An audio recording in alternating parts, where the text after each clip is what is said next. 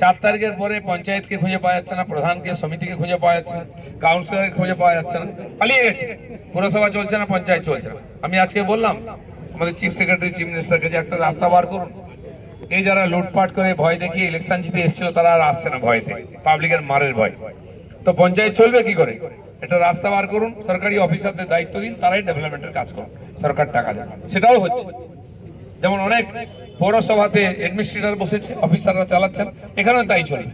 এই first election চুরি করে জেতা আর পয়সা চুরি করার ধান্দা বন্ধ হয়ে গেছে। যারা করতো তারা পালিয়ে গেছে, পালিয়ে যেতে পারবে না কোথাও। আইনের হাত অনেক লম্বা, অন্য রাজ্য থেকে তুলে নিয়ে চলে আসবো আমরা। আর দেখতে পাচ্ছেন কেউ পুলিশের ভয়ে দরজা বন্ধ করে বসে আছে, কেউ অন্য জায়গায় লুকিয়ে আছে, কেউ তো সুইসাইডই করে নিয়েছে। এমন কাজ করেছো কেন যে 15 বছর ক্ষমতায় থাকার পরে চোর চোর শুনতে হয় মুখ্যমন্ত্রী, নেতাদের চোর শুনতে হয়, বাড়ি ছেড়ে পালাতে হয়, সুইসাইড করতে হয়। মমতা ব্যানার্জি পুরো সমাজকে করাপ্টেড করে দিয়েছেন। পুলিশ অফিসার থেকে সমস্ত অফিসারদেরকে করাপ্টেড করেছে, বাধ্য করেছেন, না চাকরি করতে পারবে না।